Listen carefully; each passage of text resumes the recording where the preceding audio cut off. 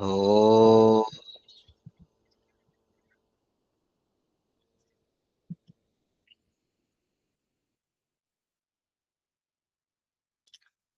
ఈ యొక్క ఆధ్యాత్మిక సత్సంగానికొచ్చినటువంటి భక్తులందరికీ, అలాగే ఆత్మ బంధువులందరికీ నా యొక్క హృదయపూర్వక నమస్కారములు.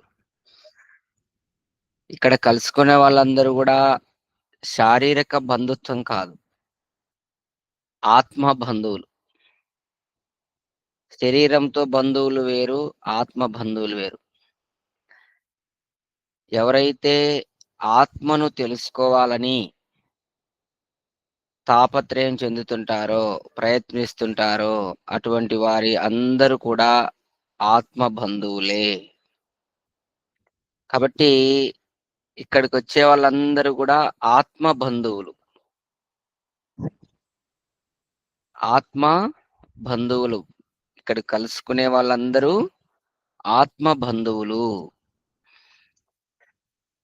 అయితే మనం మొట్టమొదట ఈ ప్రశ్నోపనిషత్తు ఈరోజు 5వ ప్రశ్న గురించి మనం తెలుసుకుంటాం. మొట్టమొదట ఈశ్వరుని ప్రార్థన చేసుకుందాం అందరం కూడా.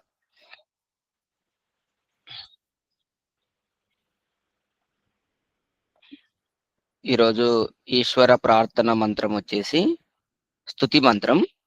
మహర్షి దయానంద సరస్వతి తన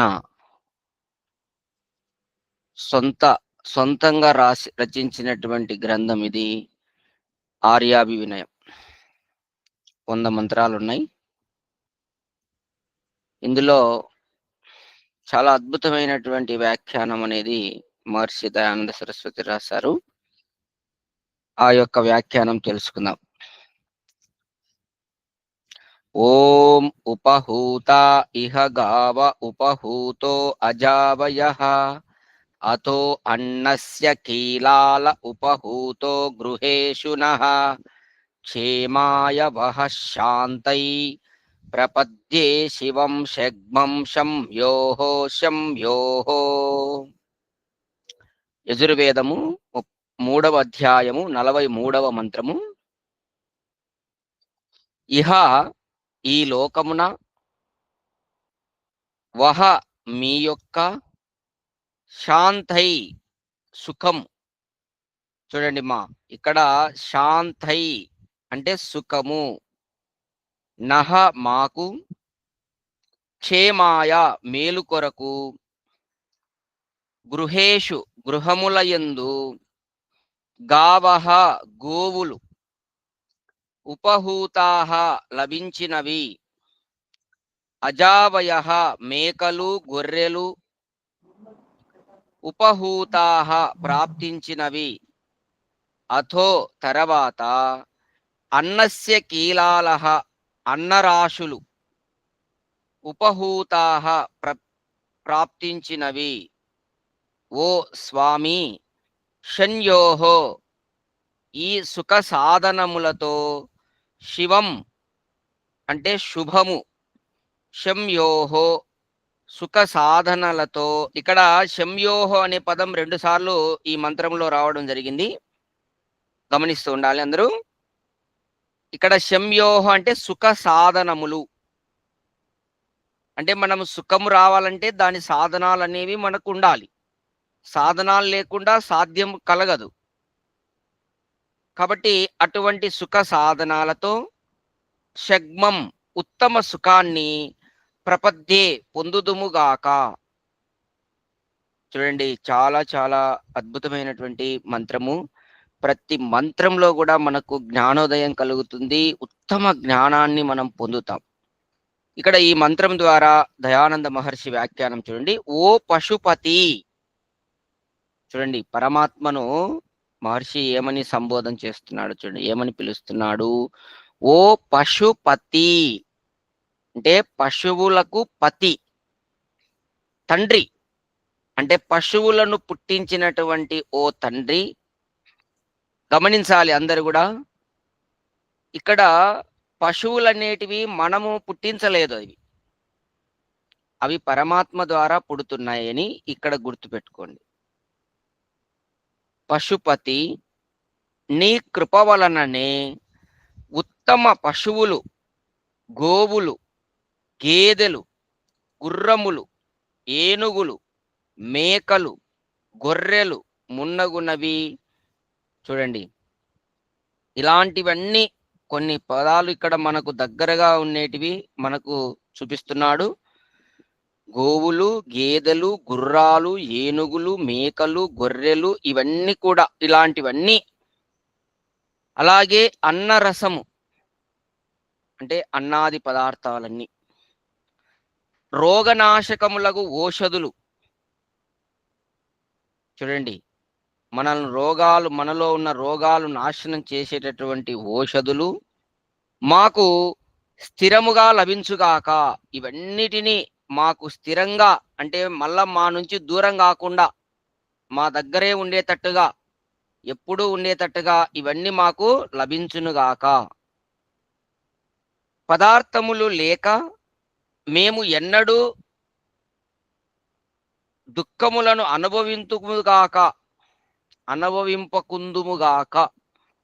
అంటే చాలా మంది ఈ యొక్క పదార్థాలు లేక దుఃఖాలు అనుభవించే వాళ్ళు చాలా మంది ఉంటారు. అంటే వాళ్ళ దగ్గర అన్ని పదార్థాలు రెడీగా ఉన్నాయి అనుకోండి, దుఃఖం కలగదు. ఇప్పుడు అన్నము లోటు లేదనుకో, ఎవరు దానివల్ల దుఃఖం పొందరు. అన్నం దొరక్క కూడా చనిపోయే వాళ్ళు చాలా మంది ఉన్నారండి.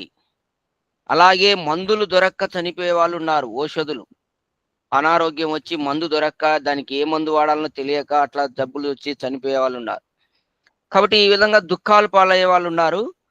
ఇక్కడ ఇవన్నీ మాకు ఈ పదార్థాలు లేకుండా మేము ఎన్నడూ గాని ఈ దుఃఖాలను అనుభవింపకుందుముగాక. అంటే ఆ పదార్థాలన్నీ మాకు ఉండాలి, ఎప్పుడూ ఉండాలి. ఓ విద్వాంసులారా, మీ సంఘము ఈశ్వరుని కృప వలన క్షేమము, కుశలత, శాంతి, సర్వోపద్రవ వినాశము కొరకు మోక్ష సుఖమును పొందింపచేయునుగాక.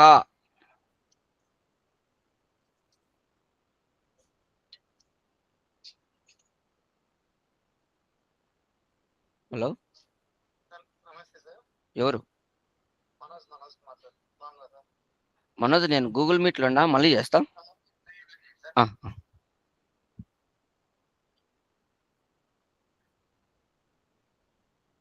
మీరు కొద్దిగా అందరూ వీడియో ఆన్లో పెట్టుకోండి. ఇక్కడ నేను చూస్తూ ప్రవచనం చెప్పాలి. సౌండ్ మ్యూట్లో పెట్టుకోండి. వీడియో పోచిరెడ్డి గారు వీడియో ఆన్లో పెట్టుకోండి.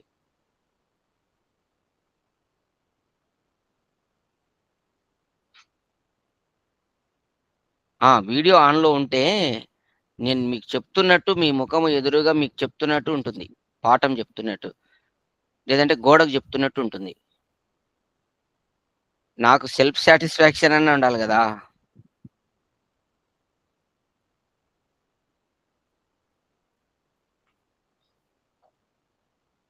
అందరూ వీడియో ఆన్ పెట్టుకోండి.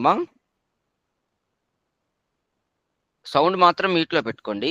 ఎందుకంటే నమస్తే అమ్మా, వీడియో ఆన్ చేసుకుంటే వీడియో మిమ్మల్ని చూస్తూ చెప్పడం అనేది చాలా మంచిది. అది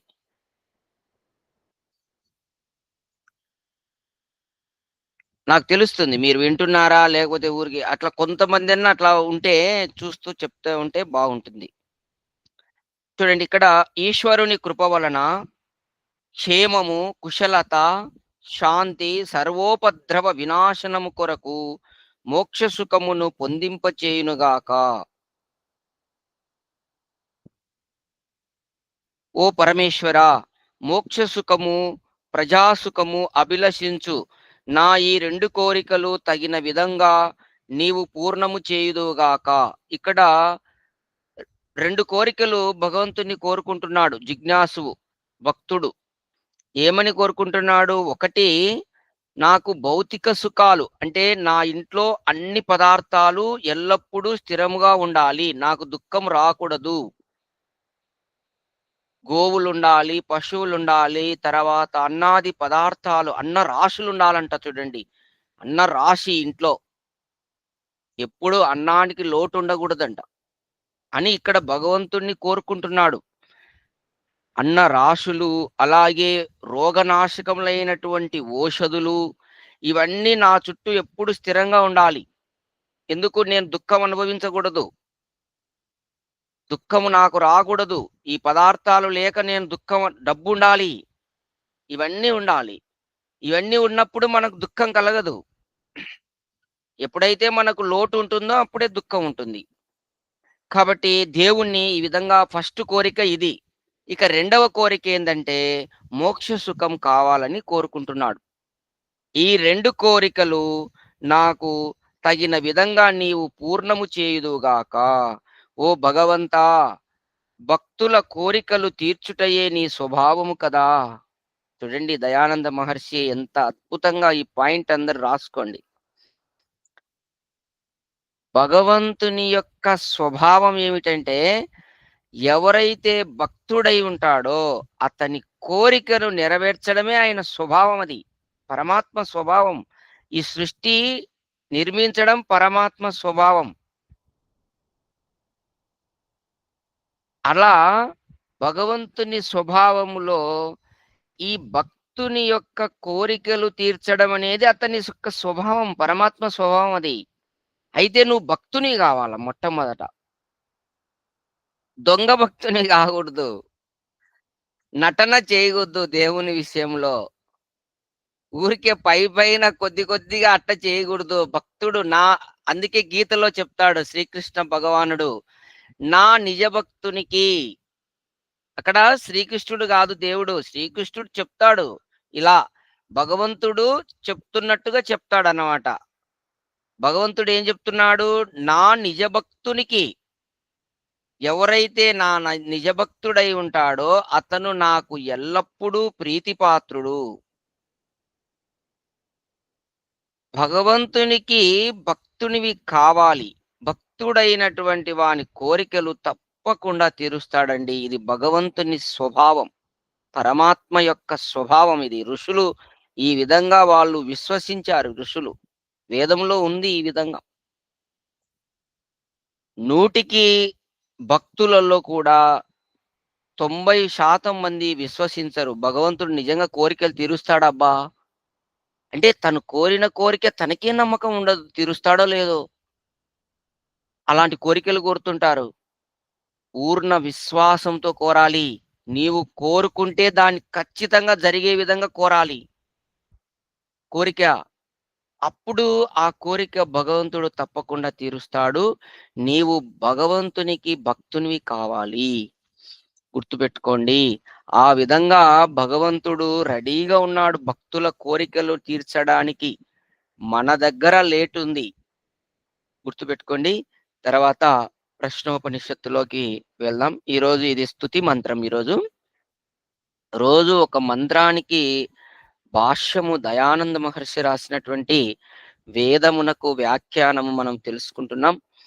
ఎంత అదృష్టం అంటే నిజంగా చెప్తున్నా, ఎంతో పుణ్యం అండి. ఇంతకంటే పుణ్యం ఇంకొకటి ఉండదు. వేదం శ్రవణం చేయడం, వేదం చదవడం చాలా ఇది మోక్షానికి దారి తీస్తుంది. అయితే లోకంలో చాలా మంది ఏమనిపిస్తుందంటే పేరు ప్రతిష్టల కోసము జీవిస్తున్నారండి. ఎంత బాధాకరమైనటువంటి విషయం అంటే, ఆధ్యాత్మిక మార్గంలో ఉండి కూడా, భక్తి మార్గంలో ఉండి కూడా నీవు పేరు ప్రతిష్టలు కోరుకుంటుంటే ఇంకా ఏముందండి దాంట్లో? ఎప్పుడు కూడా నీకు ఇమేజ్ రావాలి, నిన్ను మెచ్చుకోవాలి, నిన్ను గౌరవించాలి, ఇవేవి కోరవద్దు. అది కోరుతున్నారంటే అది అసలు ఆధ్యాత్మిక మార్గమే కాదు. నీకు అవమానం వచ్చినా, నిందలొచ్చినా ఈ మార్గంలో అస్సలు లెక్క చేయకూడదు. తలను నువ్వు తేనె తీసుకోవాలి, అమృతంలాగా తీసుకోవాలి. ఎప్పుడు గౌరవం దక్కాలని కోరుకుంటుంటే అది ఆధ్యాత్మిక మార్గం ఎట్లయితుందండి? అందరూ మెచ్చుకోవాలి, అందరూ గౌరవించాలి, ఎక్కడ పోయినా నిన్నే కీర్తించాలి, ఎక్కడ పోయినా నా పేరే చెప్పుకోవాలి. ఇది ఘోరాతి ఘోరం. ఆధ్యాత్మిక మార్గంలో ఉండి, అతను ఆధ్యాత్మిక మార్గంలోకొచ్చినప్పుడు ఇవన్నీ వదలాలి. వదిలితేనే ఈ మార్గంలో ఉంటాడు. నీకెక్కడే గాని గౌరవం కోరుకోవద్దండి అసలు. నీ కొద్దీ నువ్వు జీవితాన్ని గడుపుతూ వెళ్ళు ఆధ్యాత్మిక మార్గంలో. వస్తే రాని ప్రతిష్ట, రాకపోతే పోనీ. నీకెందుకయన్నీ? కాబట్టి ఈరోజు ఒక ఘోరమైన విషయం ఏందంటే, ఇదంతా ఎందుకు చెప్పాల్సొచ్చిందంటే, ఆహ్, ప్రపంచ ప్రఖ్యాతి గాంచినటువంటి 'రామ్‌దేవ్ బాబా' ఈయన మాకు గురువు, అంటే గురువు లాంటి వ్యక్తి. అంటే ఒక మాకు నేర్పించినటువంటి గురువులో ఈయన ఒకరు అంతే. అయితే గురువు లాంటి వ్యక్తి అని చెప్పుకోవాలన్నా గాని కొంచెం సిగ్గుగా ఉంది. ఎందుకు సిగ్గుగా ఉందంటే, ఇతను చేసేటటువంటి వ్యవహారం అంతా వేద విరుద్ధమే. మహర్షి దయానంద సరస్వతికి విరుద్ధంగా నడుస్తుంటాడు. ఈరోజు ఒక సోషల్ మీడియాలో ఇందాకే చూశాను. అనేక సార్లు చూశాను. అన్ని వేద విరుద్ధమైన పనులు చేస్తుంటాడు. ఎక్కడో జైనులు ఒక మఠం స్థాపించి ఉంటే, ఆ మఠంలోకి ఈయన ఎళ్ళాడు. జైనుల మఠంలోకి. ఆ జైనులు ఎట్లా ఉంటారంటే దిగంబరులన్నమాట. డ్రెస్సులు లేకుండా కూర్చుంటారు. పోయి వాళ్ళకి మొక్కుతున్నాడీయన. ఏమి ఇతనికి తలకాయ పనిచేస్తుందా? లేకపోతే కొంచెం ఏమన్నా బుద్ధి, జ్ఞానం ఏమైనా ఉందా? వేదం చదివినా అంటాడు, సత్యార్థ ప్రకాశం చదివినా అంటాడు. ఆ! మళ్ళీ సన్యాసి 20, 30 సంవత్సరాల సన్యాసి. సన్యాసి అట్టనా ఉండేది. ఇతను సన్యాసి గాదు. సన్నాసి అని మన తెలుగు భాషలో అంటారు. "ఒరేయ్ సన్నాసోడా" అని అంటారు. అట్లా నిజంగా బాధ కలిగి చెప్తున్నా. ఎందుకంటే లోకంలో ప్రతిష్ట కలిగి గౌరవ మర్యాదలున్నటువంటి వాడు దిగజారకూడదు. ప్రజలు అతన్ని అనుకరిస్తారనమాట. అతనికి అర్థం కావట్లేదు. మతి భ్రమించి తిరుగుతున్నాడు. లోకంలో గౌరవాన్వితుడైన వ్యక్తి ఎప్పుడు దిగజారకూడదు. ఎందుకంటే ప్రజలు అమాయకులు, అజ్ఞానులు అతన్ని అనుకరిస్తారు. ఇది భగవద్గీతలో శ్రీకృష్ణుడు కూడా చెప్పినాడు. యద్యదాచరతి శ్రేష్ఠతి తత్త దేవేతర యోజనః.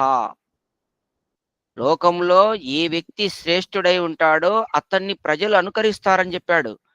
ఇతను శ్రేష్ఠుడుగా చెప్పబడుతూ ఇటువంటి పిచ్చి పనులు చేస్తే, వెధవ పనులు చేస్తే ప్రజలు ఏమనుకుంటారు? అదే నిజం అనుకుంటారు. వాళ్ళకి తెలియదు గదా లోతైన విషయాలు. కాబట్టి ఇటువంటి ప్రతిష్ట కొరకు అంతే, ఇమేజ్ రావాలి లోకంలో, ఇతను గొప్పవాడుగా పిలువబడాలి. ఆ! ఈ రాజకీయ నాయకుల్లో ఏదైతే ఆ కోరిక ఉందో అది ఆధ్యాత్మిక రంగంలోకి కూడా వచ్చేసింది. వీళ్ళు గూడా ఆ విధంగా వాళ్ళలాగానే వీళ్ళు పేరు ప్రతిష్టలు పొందాలని చూస్తున్నారనమాట.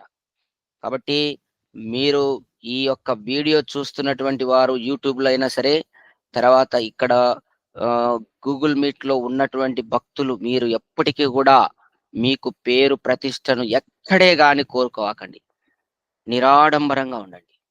దేవునికి మీరు చాలా ఇష్టమైనటువంటి వారు. పరంపిత పరమాత్మ నిరాడంబరుడు. ఆయన నిర్వికారుడు. అలాంటి సుగుణాలను మీరు గూడా పొందాలి. అందుకు మనం భక్తి మార్గంలో ఉండాలి. అందుకు వేదం చదవాలి. అర్థమైతుందా అందరికీ? అయితుంది గురూజీ.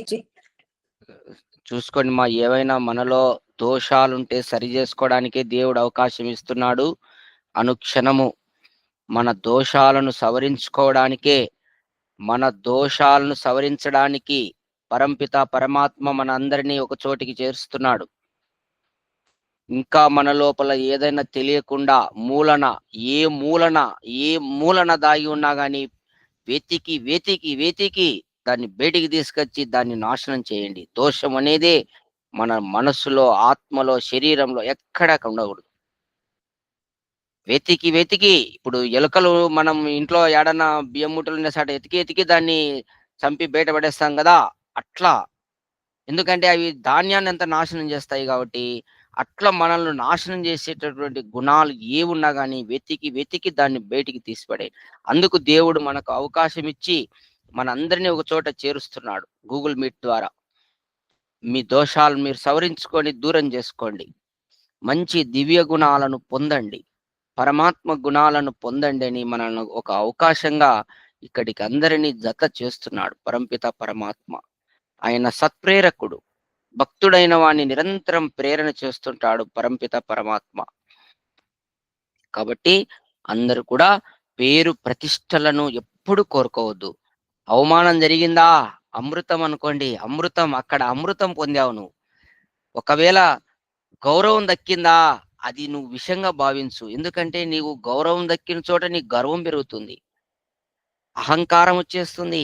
దాంతో పతనం అయితావు. కాబట్టి గౌరవం దక్కితే అక్కడ ఏం జేయాలి? అది నువ్వు ఇష్టపడొద్దు. దానికేమి నువ్వు వికారం చెందగూడదు. చాలా మంది గౌరవం దక్కితే ఏం చేస్తారంటే అందరికి చెప్పుకుంటుంటారనమాట.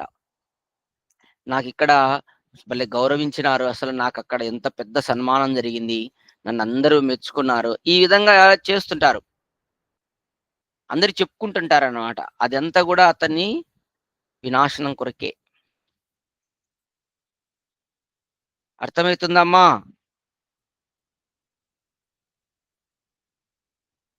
ఆ! సరే.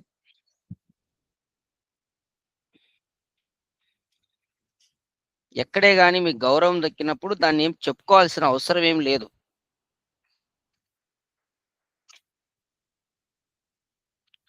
ఈరోజు ప్రశ్నోపనిషత్తులో పంచమ ప్రశ్న. అయితే మీకు ఒక డౌట్ రావచ్చు. ఎక్కడైనా అని అన్నప్పుడు నేను ఈ మధ్య రీసెంట్‌గా ఒక చిన్న అవార్డొస్తే దాన్ని అందరికీ పెట్టాను.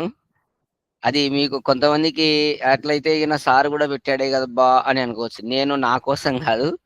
ప్రజలకు ఒక ఇన్‌స్పిరేషన్ అనేది ఈ విధంగా ఉండడం కోసం మాత్రమే, నా ఇమేజ్ కోసం అయితే కాదు. గుర్తుపెట్టుకోండి.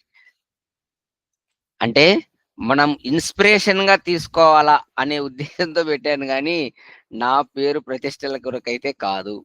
గుర్తుపెట్టుకోండి. నేను ఏది జేసినా గాని అది ఒక ఇన్‌స్పిరేషన్‌గా అవతల వాళ్ళకి పనికొస్తుందనే ఉద్దేశంతో కొన్ని కొన్ని సార్లు ఆ విధంగా నా పర్సనల్‌వి పెడుతుంటా. అంటే కష్టపడితే ఇట్లాంటివొస్తాయని తెలియడం కోసం పెడతా గానీ, సొంత ఇమేజ్ డబ్బా కొట్టుకోవడానికైతే అస్సలు కాదు. ఏమ్మా అర్థమైతుందా?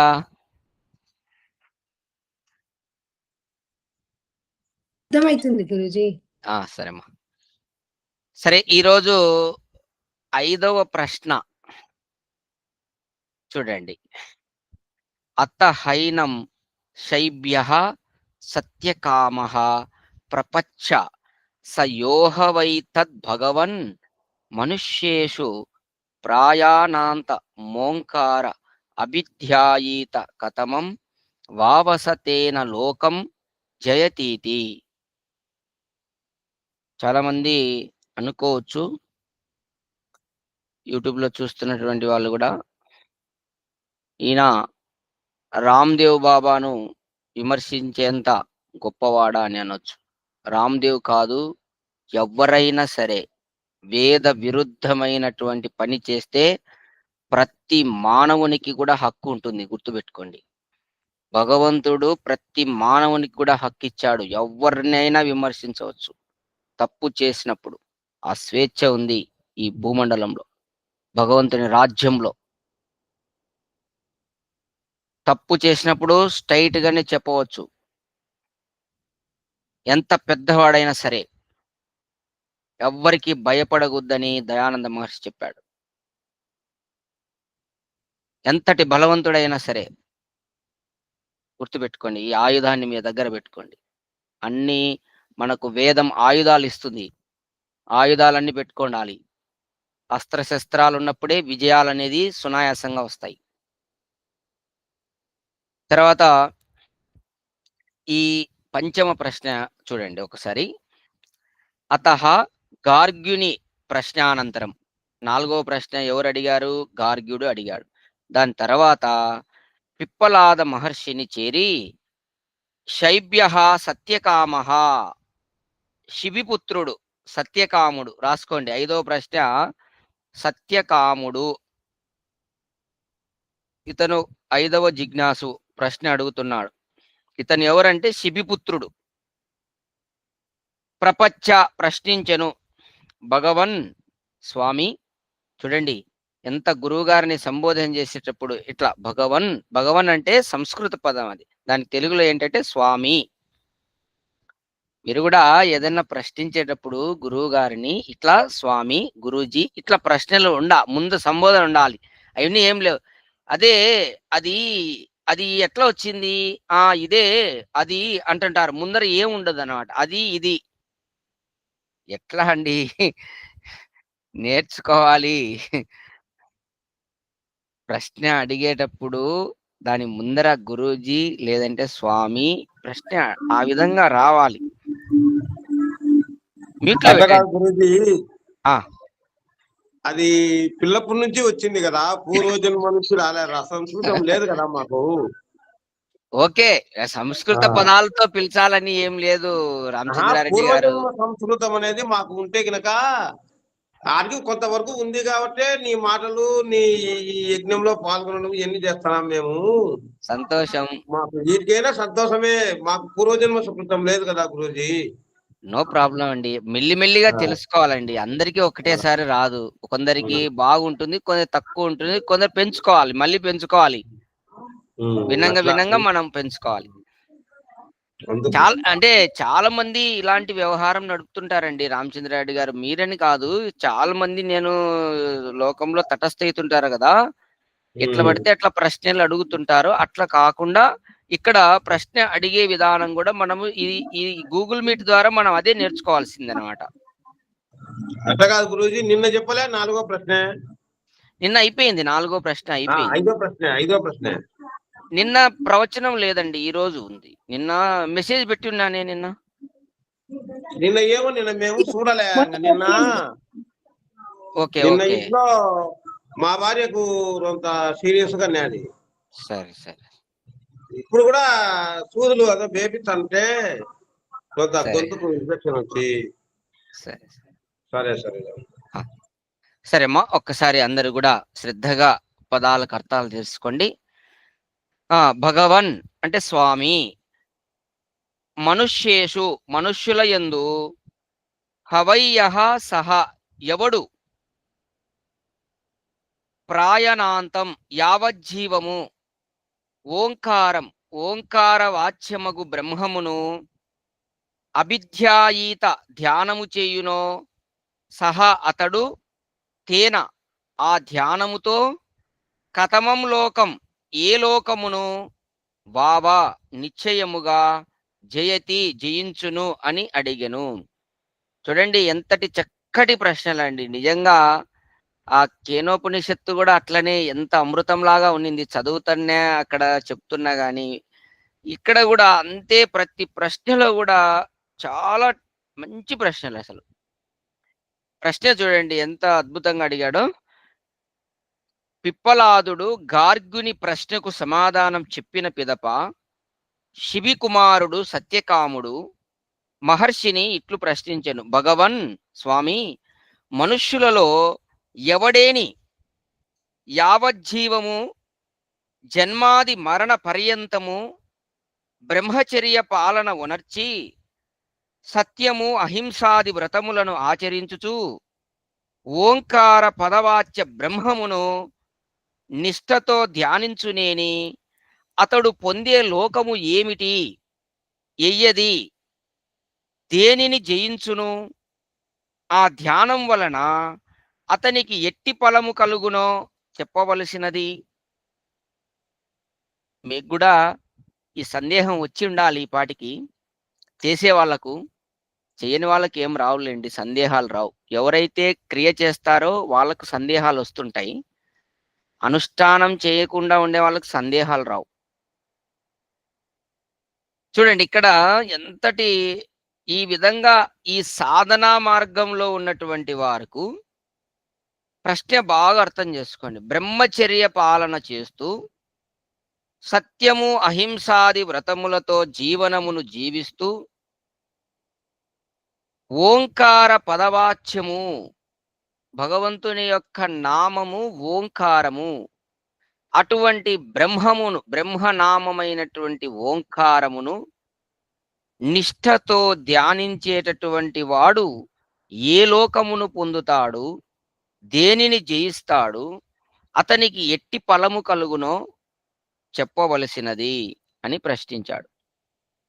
చూడండి, తస్మై చ హోవాచ ఏతద్వై సత్యకామా పరం చ బ్రహ్మయ దోంకారః తస్మాత్ విద్యానేతైనై వాయతనే నైకతరామన్వేతి.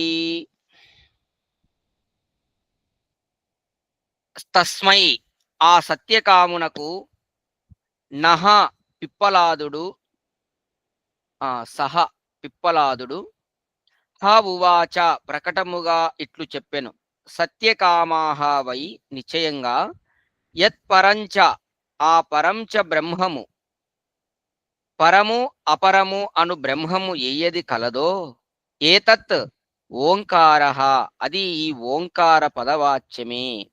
తస్మాత్ అందువలన విద్వాన్ జ్ఞాని అయిన వాడు, అందరు గుర్తుపెట్టుకోండి, ఇక్కడ విద్వాన్ అనే పదం వస్తే ఎవరికి అది వర్తిస్తుంది? జ్ఞాని అయినటువంటి వారికి విద్వాన్ అంటారు. ఏతేనా ఏవ ఆయతనేనా ఈ ఆలంబనము చేతనే, ఆలంబనం అంటే ఆసరా, ఏకతరం పరాపరములు అను రెండింటిలో ఒకదానిని అన్వేతి పొందును. చూడండి, ఇక్కడ వాస్తవంగా బ్రహ్మమున పర అపర భేదము కల్పితమే కాని యథార్థము కాదు. బ్రహ్మమునందు ద్వివిధ భేదము లేదు. ఈ పర అపర అనేటటువంటి భేదము బ్రహ్మమునకైతే లేదు. వాస్తవంగా సాంసారిక సుఖములను అభిలషించి పరమేశ్వరుని ఉపాసించు వారికి అట్టి ఫలములనే ఒసంగును.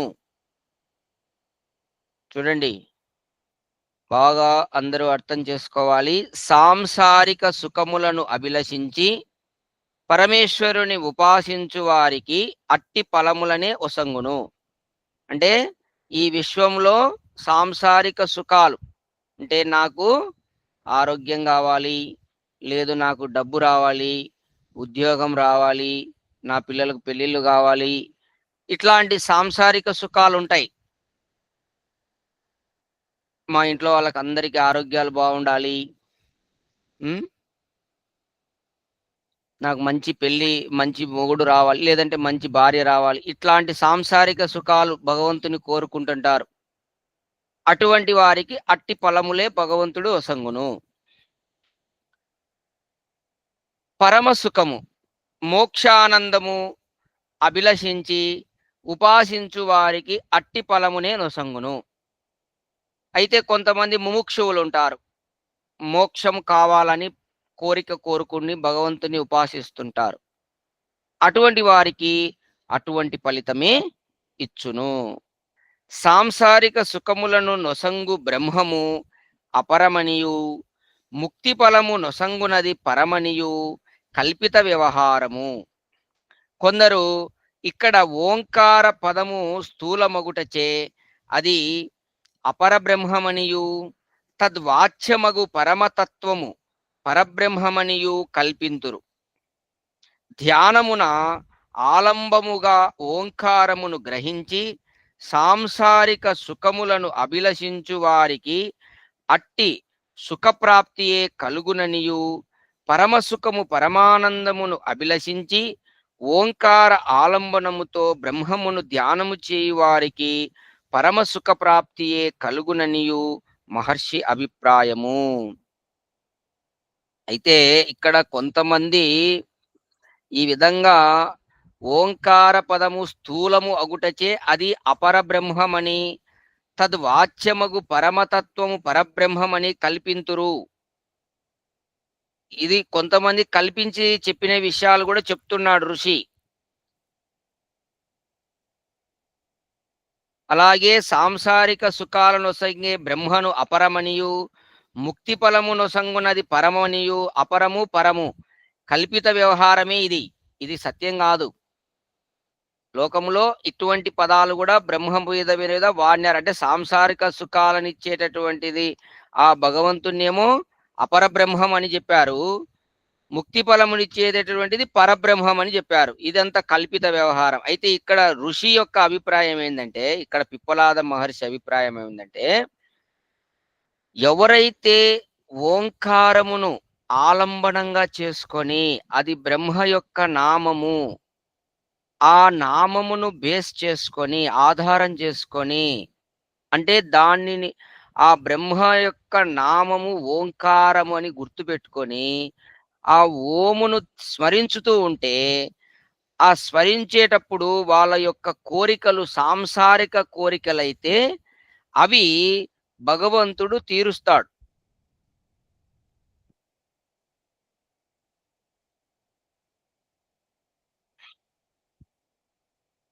ఒక్క నిమిషం ఉండండి, చిన్న ఛార్జింగ్.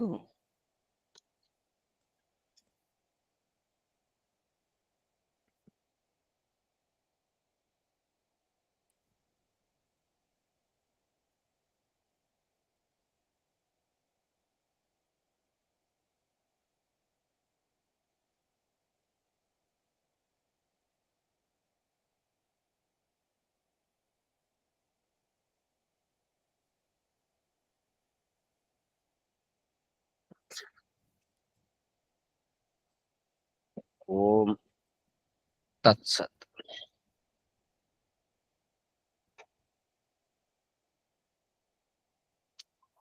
ఇక్కడ పిప్పలాద మహర్షి చెప్పేది ఏంటంటే, ఓంకారమును గ్రహించి సాంసారిక సుఖములను అభిలషించు వారికి అట్టి సుఖప్రాప్తియే కలుగును. అంటే ఈ ఓంకారమునే ఆదర్శంగా తీసుకోవాలి. నీకు సాంసారిక సుఖాలు కావాలన్నా, పారమార్థిక సుఖం కావాలన్నా ఓంకారమే. రెండిటికి ఓంకారమే బేస్. అయితే బేస్ అంటే ఇక్కడ ఆధారం, ఆలంబనం. అంటే దాన్ని పట్టుకొనే మనం వెళ్ళాలి. ఇప్పుడు మనం సముద్రం దాటాలి, పడవ ఉండాలి. ఆలంబనం అంటే అది, దాన్ని బేస్ చేసుకొని అవతలి గట్టు చేరడం. అట్లా ఓంకారం అనేది ఆలంబనం అన్నమాట, మనం గట్టును చేర్చేటటువంటిది. ఆ ఓంకారమును అది బ్రహ్మ యొక్క నామం. ఆ ఓంకారానికి ఎన్ని అర్థాలు ఉన్నాయనేది సత్యార్థ ప్రకాశంలో ప్రథమ సముల్లాసంలో మహర్షి దయానంద సరస్వతి స్పష్టంగా చెప్పాడు. ఓంకార పదవాచ్యము యొక్క బాగా వివరణగా అకారము, ఉకారము, మకారము ఒక్కొక్క నామంతో కూడా మళ్ళీ 3 నామాలు, మొత్తం 9 నామాలు కలిసి ఉన్నాయి అని చెప్పేసి ప్రతి దానికి కూడా అర్థం చెప్పుకుంటూ ధాత్వర్థంతో సహా క్లియర్గా పరమేశ్వరుని గుణగణాలు అక్కడ చెప్పబడ్డాయి. అట్లా ఓంకారమును స్మరించినప్పుడు ఆ గుణగణాలన్నీ నువ్వు భగవంతుని గుణగణాలు స్మరించుకుంటుంటావు. అట్లా అప్పుడు స్మరించేటప్పుడు నీ యొక్క ఉద్దేశం అంటే నీ అభిలాష ఏంటి? సాంసారిక సుఖాలు కావాలనా, లేదు ముక్తి కావాలనా, ఏదైతే ఉంటుందో అటువంటి ఫలితం ఇస్తాడు పరమాత్మ. నువ్వు ఓంకారమును స్మరించుకుంటూ మంచి ఉద్యోగం రావాలి, నాకు నెక్స్ట్ మంచి జాబ్, హై పొజిషన్లో ఉండాలి అని భగవంతుని అనుకుంటూ మనసులో స్మరించుకుంటూ ఆ బ్రహ్మను ధ్యానం చేశావనుకో, అటువంటి ఫలితం లభిస్తుంది. లేదు నాకు మోక్షం కావాలి, ఈ బంధనాల నుంచి బయటపడాలి అని భగవంతుని ఉపాసిస్తున్నావు అనుకో, ఉద్దేశం పెట్టుకొని, అది నెరవేరుతుంది. ఇక్కడ రెండిటికి ఓంకారమే ఆలంబనము. అది ఇక్కడ మహర్షి అభిప్రాయము. అంటే ఏ సుఖం కావాలన్నా కానీ ఓంకారమే మనము ఆలంబనంగా చేసుకోవాలి. అది ఇక్కడ సాంసారిక సుఖమైన, మోక్ష సుఖమైన ఏ రెండిటికి ఆధారము, ఆలంబనము ఓంకారమే. అది ఈ బ్రహ్మాండమంతటా ఉన్నటువంటి బ్రహ్మ యొక్క నామము. గుర్తుపెట్టుకోండి, అది సామాన్యమైన నామం కాదు. అది ఆ పరంపిత సర్వశక్తివంతుడైనటువంటి పరమాత్మ యొక్క నామం ఓంకారం సర్వోత్తమ నామం. పతంజలి మహర్షి కానుంచి అందరూ ఋషులందరూ కూడా ఆ ఓంకారం గురించి ఎంత కీర్తించారంటే అంత కీర్తించారు. కాబట్టి ఇక్కడ ఈ రోజు ఇంతవరకు తెలుసుకుందాం. మిగతావి రేపు తెలుసుకుందాం రేపటి సత్సంగంలో. ఇప్పటి వరకు చెప్పినది అర్థమైతుంది మా?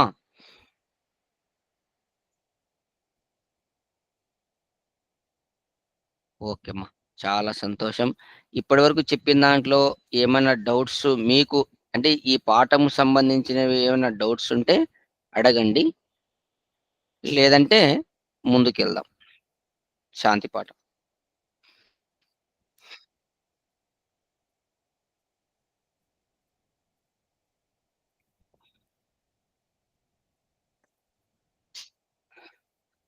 ఓ